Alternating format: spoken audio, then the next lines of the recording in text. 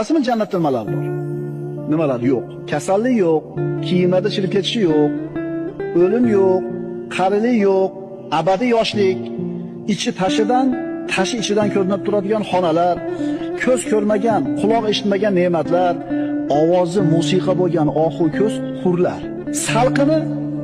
Salqini kengligi 100 yillik masofaga teng bo'ladigan daraxtlar. Uzunligi, kengligi 60 mil bo'lgan chodirlar.